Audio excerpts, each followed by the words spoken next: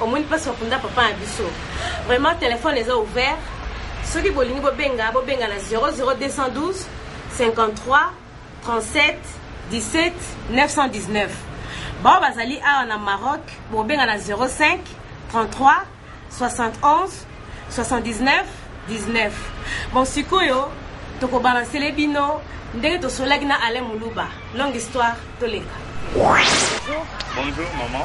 Papa pesa batu bazolanda kombo na yo. Maman kombo na ngai na benga na kombo ya Alain Balandai, président Grand Kassai, na ndenge mususu pe babenga ngai Joseph Balandai. Bon, pour ni président Grand Kassai. Non, maman nga mutu na représentaka ba Kassai et puis pour même na niveau ya pays pour na ba recherche na niveau ya culture. Yango sali combien de mbula na mboko kwa comme président pe loni no sala. Na sali 2 ans maman mais pona koma penza mokondia pona ngai eza question te ya ko mela ou bien question ya bambula mais ali question ya eloko déjà iné dans autres na banzambe moko. Tambola ne pas problème ba président. Et parole ami déjà et puis na sala rappel ba coopération lokola batutu.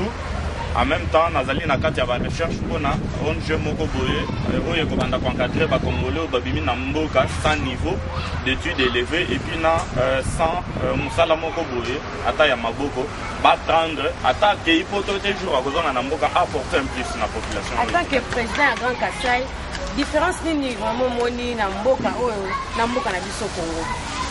Bon, lokola ngai mokonzi ya ba Kassai en même temps na kati ya ba recherche dans Nathalie Mboka Oyo, na moni ezalina une grande différence. Na Mboka na biso. Et puis nga na koki ko benga ngonet université. Mboka Oyo. Université na ndenge ni expliquer na toyeba. Bon, université na sens oyo. Na bité université za ka place moko batu bazwa ka ba mayele. Bato penza ba faire développer ba mboka bazwa la mayele. Donc pour na ko koma université. Esenga rateno au bandi d'abord na école primaire secondaire, humanité, après, aux diplômes. Quand on aux diplômes. Excusez-moi, président, Bandela, nous vraiment, Makambo, Zolobama, Batuma, Foua, Matoui, n'a pas comprendre vraiment université en les années. Bon, il y a un des décortiqué qu'on a vu, c'est là, pour nous, na Bengimbo, Oyo, université. Quand on a eu diplôme d'état, il faut que pour zoper maïe à Makasi, il faut azoa, moi, tanaye, ya, Kozuluka Bambongo, pour accéder à la université. Donc, quand on a une université, on fait ça bambongo et puis attendre pour aller à Zoamaïle. Mais on a pas de souci, babisa bambongo na bango, pour type université pour pas qu'il y ait la bouzo, bah y a pas de souci, zanga maïle ou bakotikuna. Bon. Et ça, ce qui a été na volonté penser à cause maïle, na bambongo na yo na pe azupe maïle solo. Un jour au moni a commis cadre monnaie pour le développement en Mboka na biso. Donc mboko yo to futa bambongo poto ya poto yo. Donc ezate po na ko sala buzoba. Oya zwa penza tana yepo aya ko zwa maïle na libanda. Akoye ko la makambo ebele na mboko et puis akosala makambo minene na Congo. Oya kolinga sikoyo aliye ko la kaka buzoba. Ako lokotaka buzoba pe bela wa kozonga na ngope na Congo. Nde komona mboka ekepe kokufa to bandika ba polémique pamba. Pipo Katalai. Aisha Katalai. Babi mboko eza université. Na université mno boyebi ndenge zala ba bakenda bayebi.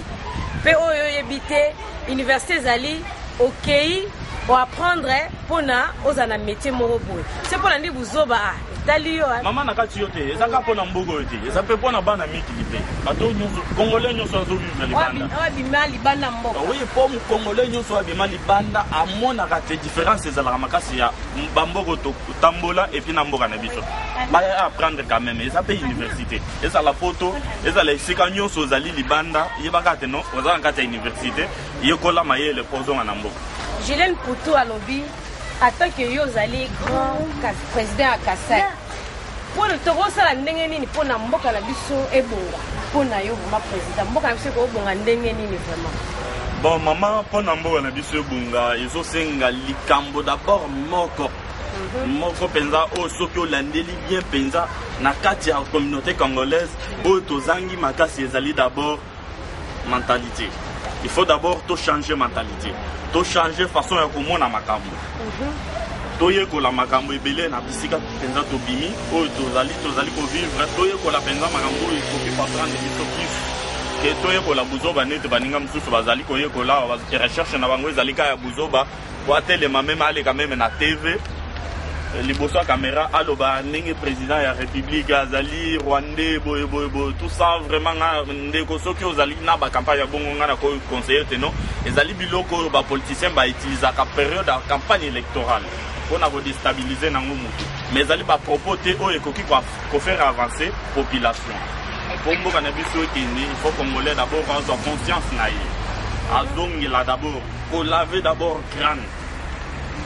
crâne bien et banda fonctionner bien et on est to faire avancer mboka na biso pour la ligne vraiment expliquer bien qu'on laver crâne bato mosusu ba comprendre te pour laver crâne basala vraiment ndenge nini vraiment expliquer vraiment bato ba comprendre vraiment elo ni Kongola bima libanda pe elo ni Kongola ko kozonga na ona mboka na bon nakoki kopesa conseil boye ebele tobima po toenvia tomona bana ndili soit disant bana ndili nde balobaka te no bango nde batondisa bakombi na Kinshasa bon biso mpe tomema bakombi wana mais banda bamema bakombi wana tomona mpe avancement na mboka eza te mais biso sikoyo baoyo tobimi génération oyo nga étant que président Grand Kasai nazopesa conseil ya te no tomeka sikoyo koapprendre bamétier autant on peut tozonga mboka ou soit ata ozanga posa kozonga libela te na mboka mais okende kuna osala tama entreprise moko boye oyo ekoki kofungola bato na ndeko mosusu mayele ti ecréer mpe baemploi mosusu yango nde osala te mboka na biso okende libela bon siko question mosu ezali conseil ni siko kopesa bato oyo mo basala eloko moko te bato le mosusu babima mboka na biso na but moko te bato babima mboka na loyenge kaka boye vraiment conseil nini kopesa bango oyo nyonso baza libanda ya Congo Brazza oyo baza na Cameroun oyo baza na Nigeria oyo baza na Maroc baza na bapoto conseil nini mo kopesa bango conseil moko nakoki kopesa bango ezali te non bandeko tozala tobima te mpo na loyenge tobima te mpo bayokaka te non aza mwana libanda mais tobima quand même na objectif lokola bato ya mboka oyo soki tolandi bien mboka oyo ezali na mokonzi nango mais ye nde moto atongi soki otali bien awa toza na bajardin ebele ye moto atongi yango te ye moto asali nyonso oyo te mais population na ye tellement ke balingi environnement na bango balingi mboka na bango yango nde ezosala te no appui na bango esala te no mokonzi ya mboka afaire avancer makambo de même ke biso mpe kobima na biso tobimi libanda ezalaka d'abord mpo na barecherche tokende na baétude moko boye toyekola mpe bamakambo mosusu soki otali bien na mboka eza na baformation ebele oyo bazozwa gratuit mais tozomona bandeko na biso ezaka mpo na kolala batondisi badvd ya batéâtre na ndako batéâtre wana sont des futilités yango nde omoni sikoyo kozanga me maloba koloba kozanga me misala kosala congolais akomi kosambrie oza libanda te mpo na basentiment mais oza libanda mpo na koluka eloko nini okoki koaporte na mboka kote wana mpenza na betise te il faut toyekola makambo ebele totanga awa baklasse ya ofele ezali bacaritas ezali ya lokola poto bamédecins sans frontières ezali ya lokola poto baéglise catholique protestante ezwi mpenza bacharge ya bato ebele baoyo baza na mposa kotanga batanga tozonga na mboka totonga mboka na biso elongo président ye moko akoki kobongisa te président azali représentant c'est-à-dire azali na bato batravaillaka ye siko azotala bango soki tolandeli lokola ndeko mosusu aleka aloba te non président c'est un rwandais boye tout ça moi vraiment nazoloba te ezali futilité